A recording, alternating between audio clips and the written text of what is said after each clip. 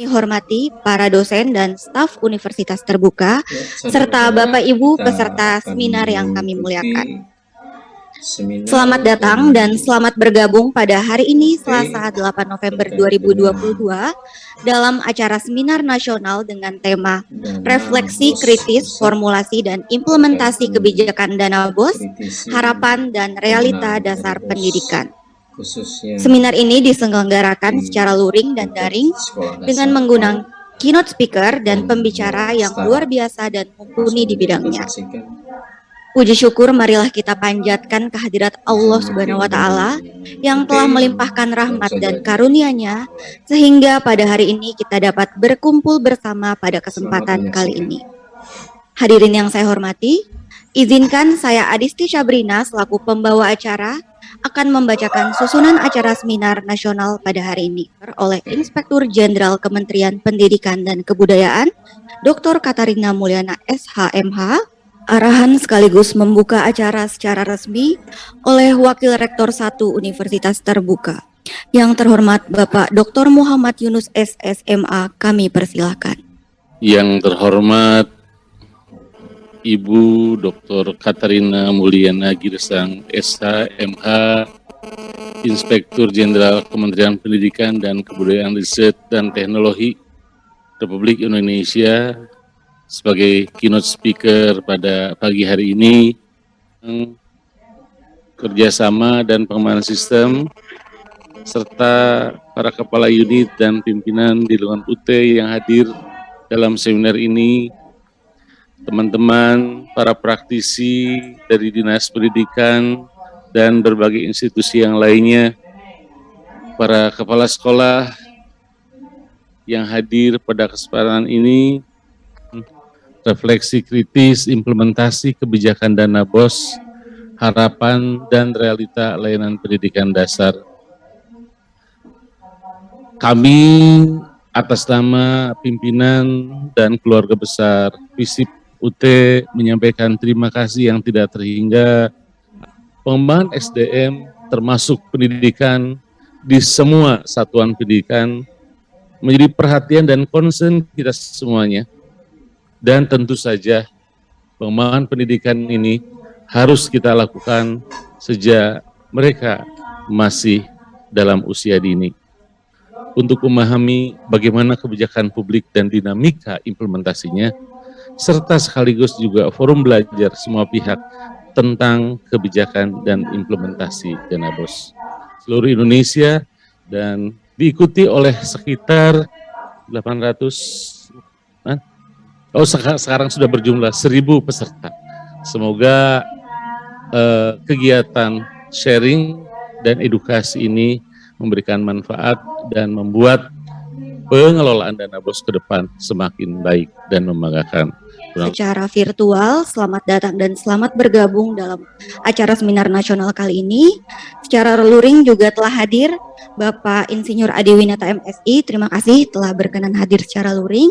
Bicara Inspektur Jenderal Kementerian Pendidikan dan Kebudayaan, Ibu Dr. Katarina Mulyana SH. Sebelum beliau memaparkan materinya, izinkan saya menyampaikan profil singkat beliau. Baik, sudah bergabung, selamat pagi. Suara saya terdengar jelas? Ya, terdengar jelas. Selamat pagi, Assalamualaikum warahmatullahi wabarakatuh. Salam damai sejahtera, Om Swastiastu, Namo Buddhaya, salam kebajikan, Rahayu. Yang saya hormati Bapak Wakil Rektor 1 dan Wakil Rektor 4 Universitas Terbuka serta seluruh jajaran bahwa diselenggarakan Universitas Terbuka dapat diselenggarakan dalam keadaan di mana kita semua dalam keadaan sehat walafiat dan melalui daring maupun luring. Bapak Ibu sekalian, kita tahu bahwa zaman terus berubah dan tantangan yang dihadapi generasi pelajar Indonesia semakin menantang ya, karena perubahan yang sangat cepat. Pada saat ini seluruh peserta didik, para pelajar dituntut menjadi tangguh dalam menghadapi perubahan global yang sangat berdampak pada kehidupan kita akibat perkembangan teknologi dan perubahan sosial ekonomi. Arah dianggarkannya dana BOS ini, kita akan mundur sekitar tahun 2001, saat itu dengan diundangkannya Undang-Undang Otonomi Daerah yang merupakan bentuk desentralisasi termasuk urusan pendidikan yang menjadi urusan konkuren wajib yang diserahkan kepada pemerintah kabupaten kota dan provinsi sudah mulai bergeser dengan diundangkannya Undang-Undang Pemerintah Daerah pada tahun 2014 yang saat ini pemerintah provinsi juga mengelola untuk pendidikan khusus dan pendidikan menengah. Bahkan pemerintah daerah tidak memberikan alokasi dana pendidikan sebagaimana yang diamanatkan di dalam Undang-Undang Dasar 1945 maupun di dalam Undang-Undang Sipnas itu sendiri. Maka pada sekitar Juli 2005, BOS mulai diluncurkan. Beberapa daerah dengan komitmen pendidikan yang tinggi ikut berpartisipasi melalui program BOSDA yang dianggarkan melalui APBD masing-masing daerah. Adanya BOS adalah untuk membebaskan pungutan biaya operasional sekolah bagi peserta didik yang diselenggarakan oleh pemerintah pusat atau pemerintah daerah untuk pendidikan dasar, meringankan beban biaya operasional sekolah bagi peserta didik yang diselenggarakan oleh masyarakat, yaitu sekolah swasta, membebaskan pungutan peserta didik orang tua wali yang tidak mampu pada sekolah yang diselenggarakan oleh masyarakat, khususnya pendidikan dasar, dan mengurangi angka putus sekolah, serta meningkatkan mutu kegiatan belajar di sekolah. Pendidikan menjadi tema pertama dari sektor reformasi pembangunan SDM. Kita juga perlu mengingat besarnya anggaran fungsi pendidikan tahun 2022 sekitar 541,7 triliun. Ada 5 sektor pengawasan yang difokuskan oleh BPKP. Saya berharap dapat melahirkan inisiatif-inisiatif untuk mendukung seluruh kebijakan pemerintah pusat dalam memajukan pendidikan, khususnya bagaimana kita mengawal pengelolaan dana BOS yang telah dianggarkan dengan angka yang sangat besar dapat mencapai tujuannya, yaitu untuk meningkatkan mutu pendidikan dan memperluas akses layanan pendidikan dengan pengelolaan dana BOS yang akuntabel dan transparan. Demikian yang bisa saya sampaikan sebagai keynote speech. Semoga Tuhan selalu memberikan kekuatan kepada kita dan kita juga dapat berperan lebih banyak lagi untuk membantu pemerintah daerah dan sekolah untuk meningkatkan mutu pendidikan generasi bangsa penerus kita sebagai generasi yang hebat. Terima kasih atas segala kekurangan. Saya mohon maaf. Wabillahi taufiq wal hidayah. Wassalamualaikum warahmatullahi wabarakatuh. Bapak Ibu yang luring silakan mengaktifkan kamera. Kita akan foto bersama.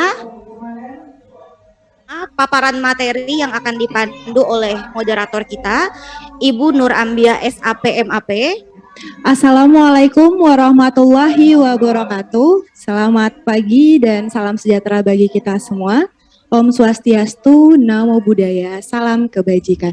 BOS ini untuk sharing knowledge kepada kita semua di pagi hari ini. Kemudian saya ingatkan kepada peserta untuk pemateri pertama ini nanti kita akan langsung melakukan sesi tanya jawab karena narasumber yang pertama memiliki agenda lain sehingga tidak memungkinkan untuk mengikuti hingga akhir acara seminar kita. Nah,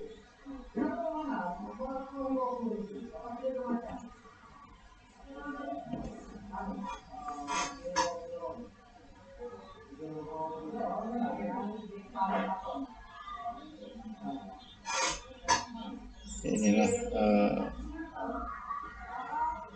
Dirjen PAUD Dasmen Bapak Dr. Sutanto yang jadi narasumber pada seminar pagi hari ini. Sudah masuk ke jam 11 sampai jam 11 ya. Ini audionya belum keluar dari pelaksanaan fisip UT. Yang kami hormati Bapak Ibu seluruh pimpinan Sivitas Akademika Universitas Terbuka dan seluruh para peserta yang kami banggakan. Melati kuntum tumbuh melata, cantik merebah di pohon cemara. Assalamualaikum warahmatullahi wabarakatuh. Saya sampaikan di pembuka bicara. Makan pisang di Pantai Losari sambil menikmati mentari pagi. Senangnya hati Bapak Ibu hadir di sini mengikuti seminar yang dinanti-nanti. Jalan-jalan ke Tanah Toraja, pemandangannya indah dan mempesona. Selamat datang Bapak Ibu semua. Semoga selalu sehat, bahagia dan sentosa. Baik Bapak Ibu yang saya hormati, ini sudah bisa ditampilkan slide-nya. Langsung slide yang berikutnya saja. Nah, Bapak Ibu yang saya hormati, kalau kita melihat kondisi atau kualitas pendidikan di Indonesia, kita masih punya PR banyak. Kalau kita lihat dari indikator capaian yang ada di nilai PISA dari tahun 2020 sampai 2018 ini, kalau ini kan tidak setiap tahun diadakan, tentu ini menjadi PR kita, bagaimana kita bisa secepatnya meningkatkan kompetensi itu, terutama kompetensi dasar ya, untuk literasi dan numerasi untuk anak-anak kita. Nah, kalau kita lihat di slide berikutnya, jadi dari hasil asesmen nasional kita, ini hampir berbanding lurus ya, jadi hampir sama gitu. Dari hasil asesmen nasional kita tahun 2021 kemarin, ini juga menunjukkan bahwa secara rata-rata nasional untuk semua jenjang itu untuk literasinya itu masih 50% di bawah minimum. 1 dari 2 itu artinya 50% itu masih di bawah minimum. Semua jenjang. Kemudian dari sisi numerasinya itu lebih tidak lebih baik, jadi masih lebih tidak lebih baik dari yang literasinya, karena nilainya 2 dari 3 peserta didik itu masih di bawah minimum. 2 dari 3 itu artinya sekitar 70% di semua jenjang dari SD sampai sekolah menengah itu nilai literasi numerasinya masih di bawah minimum. Ini menjadi PR kita, kekerasan di satuan pendidikan. Nah, ini tentunya bagaimana kita harus memperbaiki di lingkungan sekolah kita agar kondisi ini semakin hari semakin baik. Terus saja. Nah, Bapak Ibu yang saya hormati, Kementerian Pendidikan dan Kebudayaan untuk bisa meningkatkan kekurangan-kekurangan tadi telah mencanangkan beberapa kebijakan. Mungkin Bapak Ibu sudah sering mendengarkan apa yang disebut dengan kebijakan Merdeka Belajar. Nah, mungkin banyak yang bertanya juga, sebetulnya Merdeka Belajar itu apa sih? Merdeka Belajar adalah bukan sebuah kebijakan tunggal, melainkan tema atau benang merah yang menyatukan rangkaian kebijakan untuk melakukan atau mentransformasi pendidikan. Itu Merdeka Belajar. Jadi, nah, baik di daerah, antar daerah, dan juga untuk baik dari dalam hal aksesnya maupun dalam juga dari sisi kualitas dan proses belajar, hasil belajarnya. Jadi bagaimana kita bisa memperkecil bahkan menghilangkan ketimpangan-ketimpangan itu dalam rangka mewujudkan pendidikan berkualitas bagi semua masyarakat di Indonesia yang sudah dicanangkan kementerian. Nah, materi yang akan kita bahas hari ini adalah menjadi kebijakan Merdeka Belajar yang dicanangkan yang ketiga ya. Jadi Merdeka Belajar episode ketiga yang sudah dicanangkan. Hari ini kita akan bahas. Terus saja slide-nya. Baik, kita masuk pagi ini kita akan membahas tentang bantuan operasional sekolah. Jadi Bapak Ibu yang saya hormati, bantuan operasional adalah program pemerintah pusat untuk menyediakan dana biaya operasional bagi seluruh satuan pendidikan yang bersumber dari dana alokasi khusus non-fisik. Nah, nanti Bapak Ibu bisa bisa mengeksplor dana non-fisik itu apa. Jadi bantuan operasional sekolah itu termasuk dana APBN yang diberikan ke Pemda, diberikan ke sekolah, itu termasuk alokasi dana non fisik yang ditransfer ke daerah, tetapi langsung dikirimkan ke satuan pendidikan. Ini mengambil dana bantuan operasional sekolah itu adalah dana APBN dari kelompok dana pendidikan.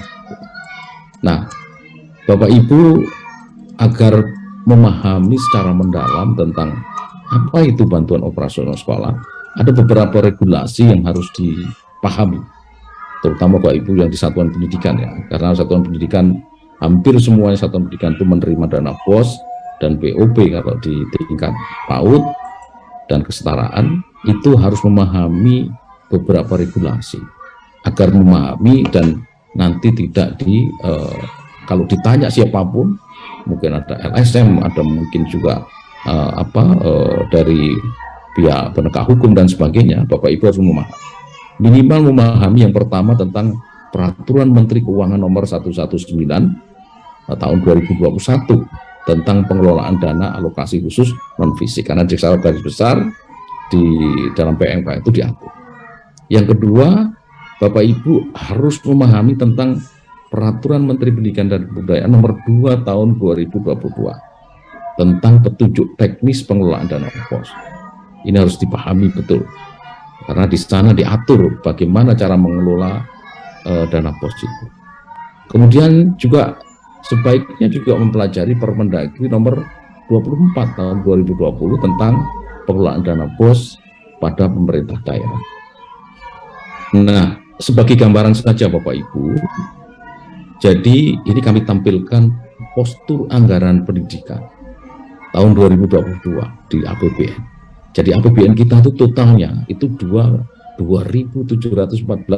triliun. Karena di dalam undang-undang Sisdiknas maupun di dalam pembukaan Undang-Undang Dasar 45 bahwa anggaran pendidikan itu di sana itu minimal 20%. Jadi tidak perlu kita minta-minta ke pemerintah, tidak ke DPR. Kita anggaran pendidikan itu langsung dialokasikan minimal 20% dari APBN. Nah, tahun 2022 ini yang di tengah ini, anggaran pendidikan itu 20% dari 2.714 triliun, itu ada 542 triliun, sebagai gambaran saja. Karena BOS itu salah satu bagian ini ya, bagian dari anggaran pendidikan. Nah, kemudian yang paling besar, yang tengah ini, yang dana pendidikan itu yang 542 triliun itu, yang paling besar itu ditransfer ke daerah, Bapak Ibu. Itu totalnya 56, ini tidak termasuk yang belum dimasukkan, sudah ya, BOP PAUD, kemudian BOP kesetaraan, kemudian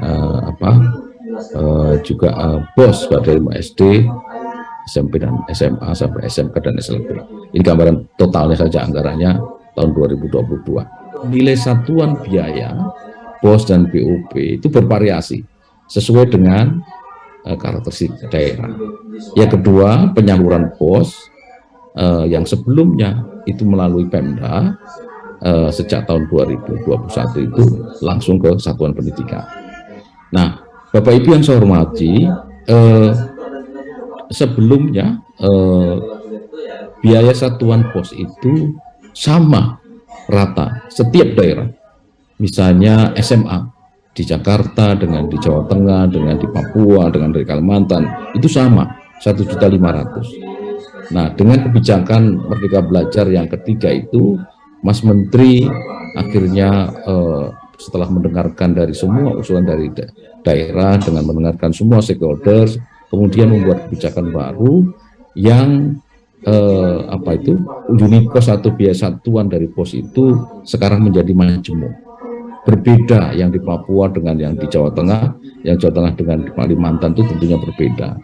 Tetapi paling rendah sama dengan tahun sebelumnya. Jadi yang sebelumnya untuk apa saja, setiap bulan diupdate digunakan untuk apa? Karena tujuannya untuk meningkatkan kualitas pembelajaran, bukan untuk yang lain. Jadi ini kira-kira, jadi lebih fleksibel, disesuaikan dengan kebutuhan satuan pendidikan. Terus saja.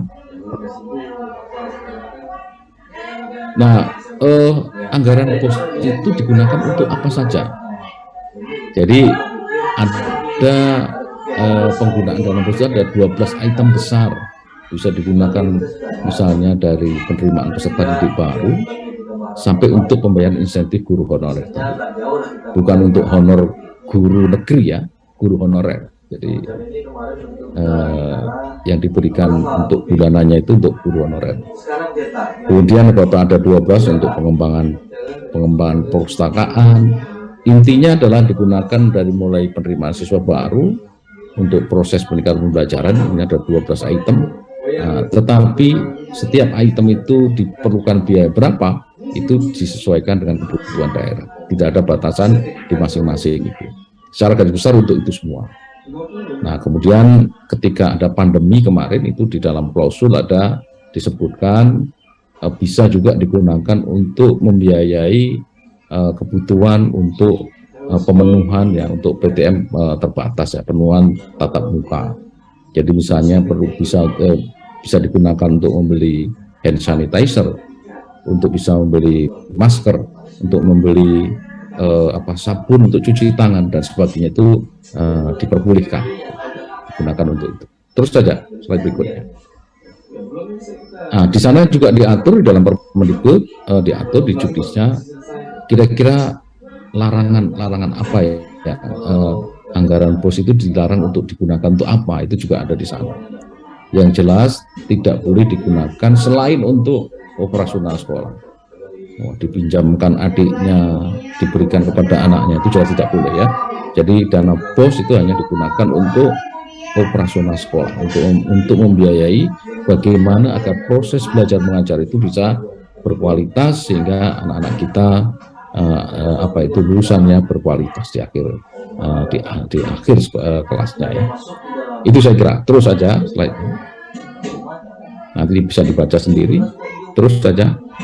Nah, kemudian yang keempat tentang perencanaan dan pelaporan BOS. Jadi Bapak Ibu ini sangat terkait dengan rapor pendidikan ya. Jadi Bapak Ibu setiap tahun itu diminta untuk membuat sebuah perencanaan kegiatan di sekolah. Nah, perencanaan dan kegiatan di sekolah itu tentunya mengacu kepada rapor pendidikan satuan pendidikan. Bapak Ibu bisa lihat kan sudah diberikan passwordnya untuk mendownload rapor pendidikan. Misalnya nilai literasi saya lemahnya di mana, kekurangannya di mana, apa yang harus diperbaiki. Itu dianggarkan, diprogramkan, dan dianggarkan di Arkas. Jadi kegiatan dalam 1 tahun itu diprogramkan di Arkas semua, termasuk untuk bayar listrik, bayar telepon, bayar air, dan sebagainya, untuk evaluasi sekolah, untuk penerimaan peserta didik baru, dan sebagainya. Itu diprogramkan di dalam Arkas, diinput dalam Arkas. Termasuk di sana nanti untuk pelaporannya ya, jadi satu di sana. Kemudian kalau di dinas itu menggunakan markasnya. Jadi semua data-data dari satuan pendidikan tadi di Arkas satuan pendidikan itu akan mengalir ke markas atau di kabupaten kota masing-masing. Untuk PAUD, SD, SMP di kabupaten kota, untuk SMA, SMK, dan SMP di provinsi. Jadi dinas pendidikan itu tinggal membuka di markas, itu akan tahu laporannya dari setiap sekolah. Karena memang mengalir ya, datanya itu sudah terintegrasi dari Arkas ke markas itu. Jadi tidak perlu Bapak Ibu melaporkan secara tertulis, dicetak, dijilid dan sebagainya, tidak perlu. Jadi tetap hanya menginput. Jadi kita intinya tidak ingin membebani pekerjaan, membebani dari para Bapak Ibu guru dan kepala sekolah. Karena memang kepala sekolah dan seluruh Bapak Ibu guru itu tugas utamanya adalah melakukan pembelajaran, memfasilitasi pembelajaran untuk para siswanya. Nah, di sini menggunakan tentunya dengan teknologi, Bapak Ibu harus mempelajari bagaimana menggunakan Arkas sehingga semua tinggal diinput di dalam sistem itu. BOS yang diperhitungkan pada penyaluran tahun berikutnya. Ini juga harus menjadi catatan Bapak Ibu. Nanti kami jelaskan satu-satu. Yang pertama tentang sinkronisasi data dapodiknya. Terus saja.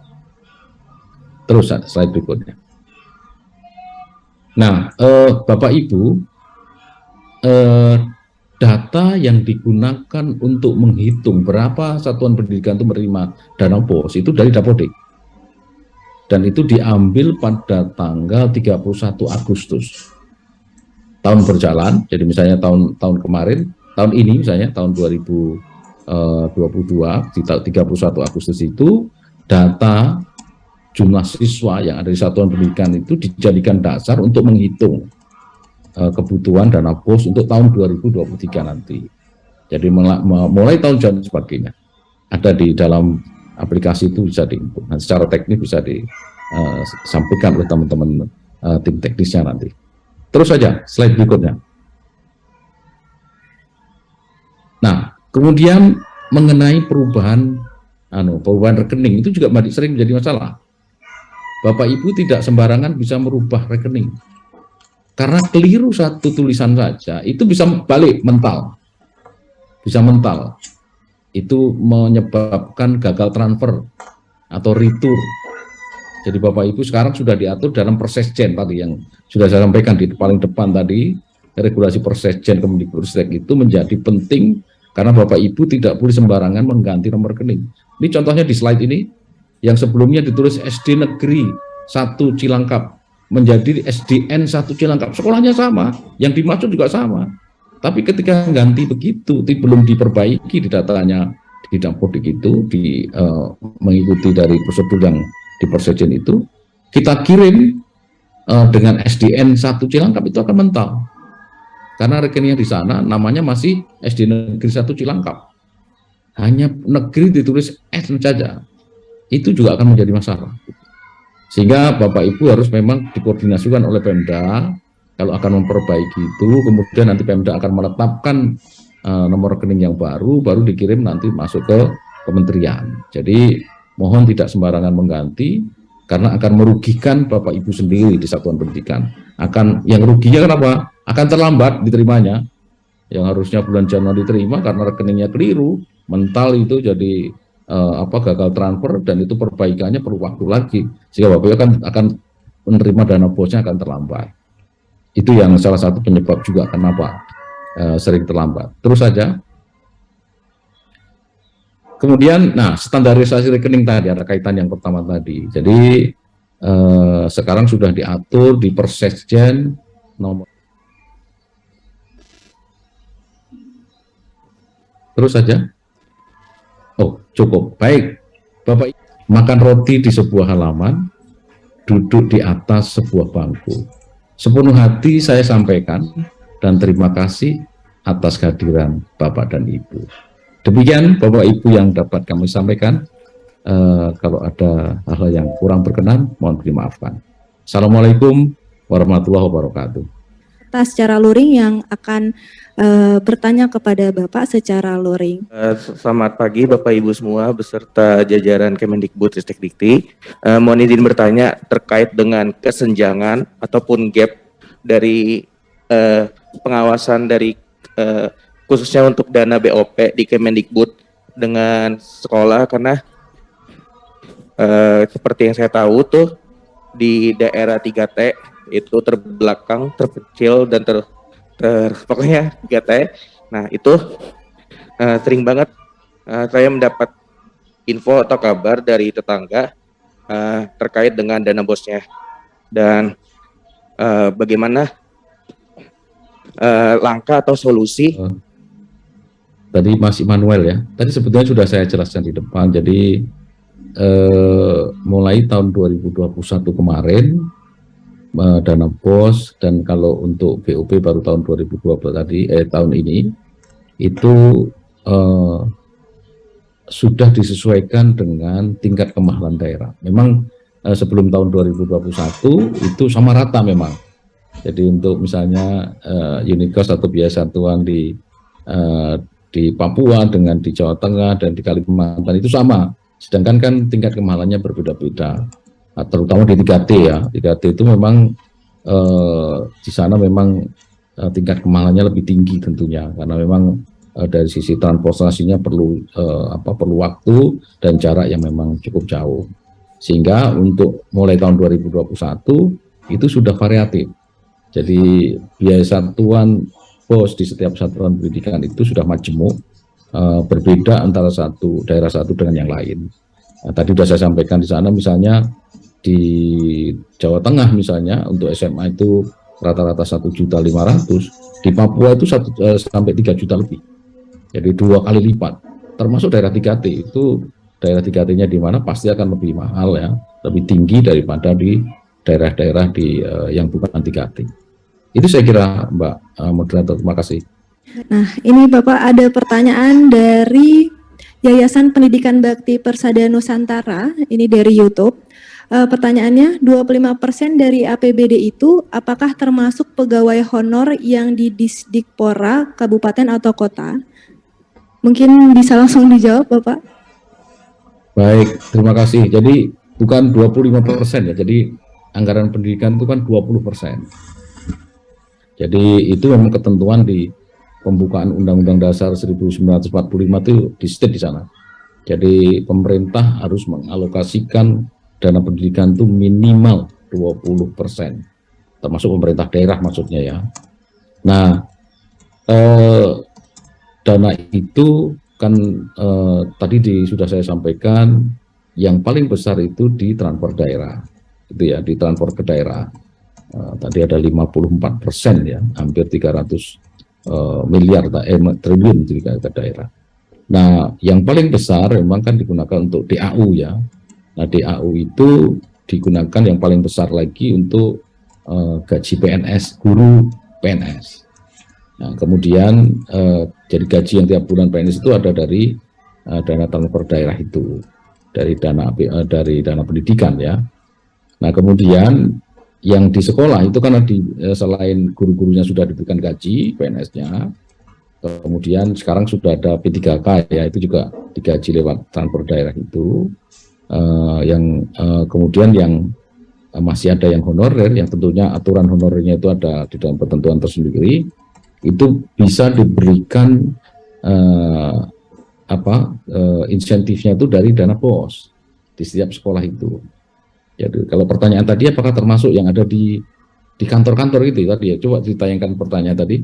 Iya Bapak, termasuk honor di kantor jadi tidak, jadi ini hanya untuk tentunya kalau honor di Pemda itu urusan Pemda sendiri ya, yang di BOS itu khusus yang di sekolah saja gitu ya, pendapatan APBD gitu ya. Yang pertanyaan nomor 1 tadi yang di atas, dana BOS dianggarkan dari APBN, di satu sisi terdapat ketentuan 20% APBD untuk pendidikan. BOS termasuk bagian dari APBD, ini yang langsung diserahkan ke STP, itu satuan pendidikan maksudnya ya. Betul ya, betul. Pak. Jadi tadi dilangsung, tapi tetap dicatat di dalam pendapatannya APBD gitu ya. Jadi APBD itu salah satu pendapatannya dari APBN gitu. Kemudian pertanyaan kedua, kepala sekolah yang bertanggung jawab penuh pada dana BOS. Betul. Terkait dengan hal ini, kaitannya dengan asas penyelenggaraan pemerintahan mengikuti ketentuan yang mana desentralisasi, dekonsentrasi atau tugas pembantuan. Jadi sekarang kan pendidikan itu termasuk yang diotonomikan. Jadi pendidikan itu sudah didesentralisasikan, itu ya. Yang digunakan kan desentralisasi. Jadi sektor pendidikan itu sudah termasuk yang desentralisasikan. Tapi yang untuk PAUD, SD, SMP, SMA ya, yang madrasah tidak termasuk dan pendidikan tinggi belum termasuk, gitu ya. Jadi asasnya menggunakan desentralisasi. Jadi walaupun itu dikirim langsung ke sekolah anggarannya, tapi itu dicatat sebagai pendapatan. Karena memang itu walaupun nanti dikirim ke Pemda itu juga harus dikasihkan ke sekolah. Tahun 2010 hingga 2013. Lihat Bapak Ibu. Bisa Pak, tapi mohon izin Pak, tampilannya bisa diperbesar untuk. Oke ya, nanti saya perbesar ya. Baik.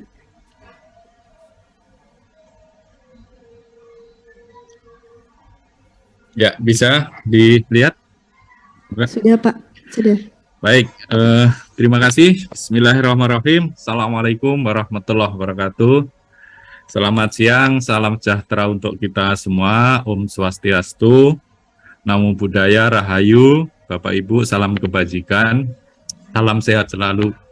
Yang kami hormati Bapak Rektor, Pembantu Rektor, Ibu Dekan, Bapak Ibu narasumber dan peserta seminar yang kami hormati. Mohon izin Bapak Ibu, tadi Pak Tanto sudah mengkupas tuntas ya terkait dengan dana BOS, sehingga kami tidak ingin mengulang dan saya juga mohon izin agar tidak seperti sosialisasi Juknik BOS, kami akan mencoba mengajak ya untuk terkait dengan kebijakan itu sendiri ya. Ada beberapa definisi dan pengertian oleh para ahli tentang kebijakan, diantaranya kalau dari Fedrik ini mengartikan bahwa kebijakan itu sebagai bahwa suatu kebijakan itu setidak-tidaknya itu mengandung hal-hal sebagai berikut, yaitu satu, adanya tujuan tertentu yang ingin dicapai. Nah, nanti mari kita cermati apakah kebijakan BOS ini mempunyai tujuannya apa terkait dengan pemberian dana BOS ini. Saya kira mungkin nanti bisa dicermati, kemudian serangkaian tindakan untuk mencapai tujuan itu apa. Tadi sudah dijelaskan Pak Tanto langkah-langkahnya, kemudian usulan tindakan dapat berasal dari perseorangan atau kelompok dalam atau dari luar pemerintah. Luar biasa ya jumlah sekolahnya gitu, mulai dari SD, SMP, SMA, SMK, sehingga tidak memungkinkan apabila pengawasan itu hanya dilakukan oleh salah satu unsur instansi pengawasan internal saja. Jadi kami dalam rangka melakukan ya pengawasan terhadap pengelolaan dana BOS ini. Jadi kita bersinergitas pengawasan di mana sinergitas ini adalah sebuah proses pengawasan yang seimbang dan harmonis antara Inspektorat Jenderal dengan Inspektorat Kementerian Keuangan, Inspektorat Kementerian Dalam Negeri, Inspektorat Kabupaten, Kota, dan Provinsi, serta BPKP. Jadi kami bergandeng tangan Bapak Ibu untuk melakukan pengawasan terhadap dana BOS ini dengan 3 kementerian, BPKP, dan Inspektorat Daerah. Sinergi ini dalam rangka terjalinnya kerjasama antara pusat dan daerah ya dalam memberikan fasilitas pembinaan dan penegakan aturan kepada pengelola dana BOS di satuan pendidikan sehingga penggunaan BOS itu lebih tertib dan lebih akuntabel. Kemudian juga terbangunnya sistem dan mekanisme pengawasan dana BOS yang terintegrasi antara pusat dan daerah dengan memanfaatkan teknologi informasi sehingga pengawasan dapat dilakukan secara lebih cepat, mudah, akurat, dan ekonomis. Tahun 2021, Bapak Ibu, kami dengan BPKP itu seperti disampaikan Bu Irjen tadi, melakukan evaluasi terhadap dana BOS di tahun 2020. Di mana tujuan evaluasi ini untuk memastikan penggunaan dana BOS reguler tahun 2020 itu telah sesuai dengan standar rencana atau norma yang telah ditetapkan.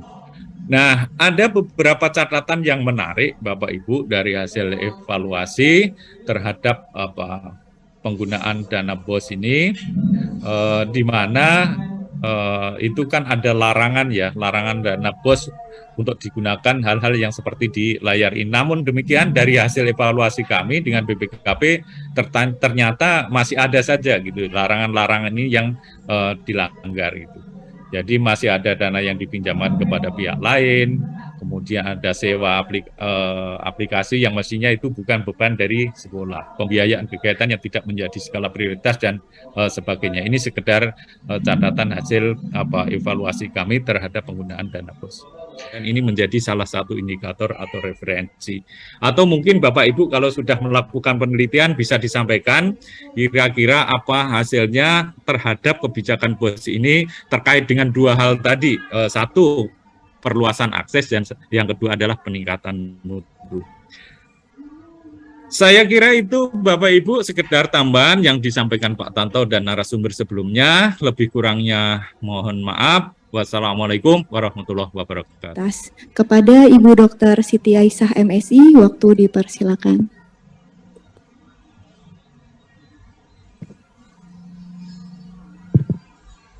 Ya, terima kasih Mbak Anur Amia. Assalamualaikum warahmatullahi wabarakatuh. Selamat siang Bapak Ibu sekalian yang masih setia ya mengikuti seminar tentang kebijakan dana BOS. terima kasih atas kesempatan ini diberikan kepada kami ya. Saya akan menyampaikan dari perspektif barangkali PowerPoint-nya bisa di-share atau dari saya atau bagaimana? Panitia? Oke, kita tunggu sebentar ya Bapak Ibu. Nah, saya memberikan judul kebijakan dana BOS, how its accountability, itu bagaimana akuntabilitasnya. Kalau tadi dari pagi kita sudah mendengarkan bagaimana dan apa itu kebijakan dana BOS yang telah digelontorkan ya oleh pemerintah, dalam hal ini Kemendikbud, untuk membantu biaya operasional sekolah. Nah, saya akan menyorotinya dari aspek konsep akuntabilitas publiknya. Pelayanan dasar selain kesehatan ya. Hal ini tercermin dari diberikannya mandat ya, mandat melalui Undang-Undang Dasar 1945 dan Undang-Undang Sisdiknas, bahwasanya pendidikan itu merupakan sektor yang sektor dasar yang wajib dilaksanakan. Nah, dalam implementasinya secara umum terdapat permasalahan di bidang pendidikan, khususnya ini data saya ambil dari data box ya, lembaga survei, jumlah masih terdapatnya kasus korupsi di sektor pendidikan ya. Dari tahun ini datanya dari tahun 2016 sampai 2021. Nah, khusus untuk dana BOS ini alokasinya dari APBN dari 2016 sampai 2022 itu hampir mengalami kenaikan ya setiap tahunnya.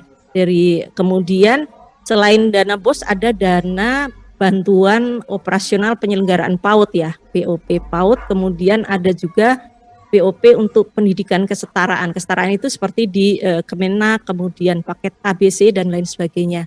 Ini materi yang akan dipaparkan berkaitan dengan kebijakan BOS dalam perspektif POAC, Planning, Organizing, Actuating, dan Controlling. Kepada Bapak Dr. Tora Akadira, dipersilakan. Assalamualaikum warahmatullahi wabarakatuh. Selamat siang semuanya. Terima kasih Mbak Ambia. Kalau tadi dari narasumber Kementerian sudah menyampaikan pantun, izin saya juga pantun biar nggak sudah mau berakhir, kita jadi enak-enakan aja ya. Mega berara indah menjulang, dipuput bayu ke pohon ara. Pemanis kalam sedang datang, awal bismillah pemuka bicara. Dipaparkan, tolong. Ini berkaitan bagaimana kita melihat perspektif kebijakan BOS itu sampai dengan 2022 ini dari segi tadi yang disampaikan oleh Mbak Ambia, planning, organizing, actuating, dan controlling. Nah, hal yang paling dasar itu di slide ke kalau tadi PISA sudah disampaikan ya bahwa hubungannya kita sampai sekarang visa kita runutannya performance international student achievement itu kita masih di ranah di bawah lah. Kalau dari 75 berarti kita di sekian lah, mungkin 69 atau 70 itu ya, masih bawah sekali. Nah, baiknya kita lihat di slide 6. Ini berhubungan dengan apa sih sebenarnya tujuan BOS itu. Kalau dilihat, itu ada dua tuh tujuan BOS-nya. Yang pertama, membantu biaya operasional sekolah. Yang kedua, meningkatkan aksesibilitas dan mutu pembelajaran. Nah, tidak hanya pada akses, tapi bagaimana dengan mutunya juga. Dari segi mutu ini menjadi penting diukur sama orang lain. OECD itu sudah mengukur di kita melalui PISA tadi. Nah, kalau dilihat dari berjauh, mutu kita masih rendah. Padahal kalau dilihat dari slide kelima, coba balik lagi slide kelima, itu kita sudah berapa banyak dana dikeluarkan. Dari sini kita bisa ngelihat bahwa kita kurang di mana, di sisi apa? Ternyata di sisi mutunya. Nah, kita coba melihat lebih jauh berkaitan dengan ini, apa sih sebenarnya perencanaan yang bagus itu misalnya. Kalau Benjamin Franklin itu bilangnya, if you fail to plan, ya kamu akan bisa menyebabkan perencanaan itu gagal, gitu ya. Kalau dilihat ini ada istilahnya itu, if you fail to plan, you fail to fail. Benjamin Franklin ini, kalau nggak salah Presiden Amerika ya, kalau nggak salah ini. Pentingnya perencanaan itu dalam suatu kegiatan, berarti memegang peranan penting Kenapa di perencanaan itu merupakan modal awal bagi kita untuk bisa melihat lebih jauh. Kalau perencanaannya sudah error, balik-baliknya begitu, nggak akan terwujud. Apalagi kalau kita salah merencanakan. Nah, di BOS ini seharusnya menjadi peranan penting itu di perencanaan. Bukan berarti pada saat organizing, actuating, dan controlling itu tidak benar. Ya, karena itu jadi tumpuan. Nah, bagaimana? Karena pentingnya perencanaan itu menjadi peranan yang utama bagi pelaksanaan yang tahap berikutnya. Organizing. Bagaimana di Kementerian Pendidikan dan Kebudayaan, baik dari SDM-nya, finansialnya, bekerja sama dengan siapa, dengan kementerian lainnya itu juga harus dilakukan. Apakah pendidikan itu dibantu oleh pemerintah daerah untuk mendapatkan BOSDA-nya? Kan selama ini kita lihat hanya beberapa kabupaten kota maupun provinsi yang menganggarkan BOSDA-nya. Kontribusi dari pemerintah daerah itu kecil sekali, baru 25% dari total yang kita punya di sini. Itu menjadi PR yang tidak sederhana kalau menurut saya.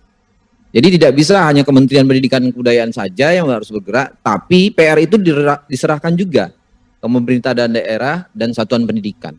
Ya, termasuk tadi bahwa sudah direncanakan, sudah sesuai misalnya ya. Kemudian organisasikan. Nah, pada tahap berikutnya adalah implementasi. Pada tahap implementasi ini bukan berarti perencanaan tidak bisa dievaluasi, bisa saja ada perubahan dari perencanaan awal, menyesuaikan kembali sesuai dengan kebutuhan, itu harus dijalankan. Mahasiswa bisa belajar di situ, kemudian satuan pendidikan, guru, kepala sekolah juga belajar di situ. Oh, ternyata ada yang tidak sinkron dengan tujuan awal. Tujuan bahwa meningkatkan akses dan juga meningkatkan mutu. Ya. Kemudian yang selanjutnya berkaitan dengan itu adalah actuating. Tadi saya bilang bahwa evaluasi itu tidak hanya dilakukan pada perencanaan sama organisasi. Di pelaksanaan juga, oh ternyata ini ada yang melenceng nih. Seharusnya dia membeli ini, buku, ternyata dia membeli sapi misalnya. Kan jauh dari yang diinginkan. Laksanakan, ada controllingnya. Peran dari Inspektorat Jenderal, Inspektorat Daerah, maupun di kita sebagai akademisi, itu seharusnya juga memantau, oh BOS ini sudah sejauh mana. Tadi yang sampaikan oleh Bu Dr. Ais berkaitan dengan penyalahgunaan BOS misalnya.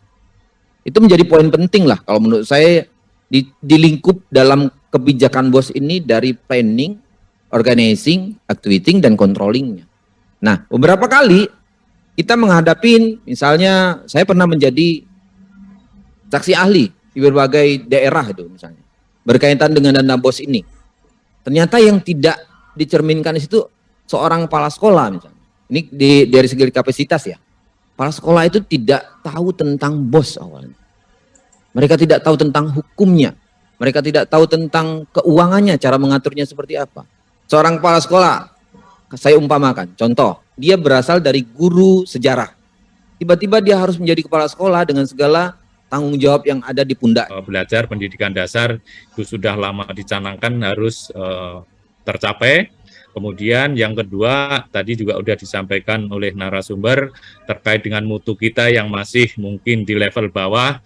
Dengan dana BOS ini harapannya adalah peningkatan mutu terhadap pendidikan kita semakin meningkat. Walaupun mungkin dana BOS bukan satu-satunya untuk peningkatan mutu, namun demikian tentu harapannya kontribusi dari dana BOS ini terhadap peningkatan mutu pendidikan di Indonesia juga signifikan.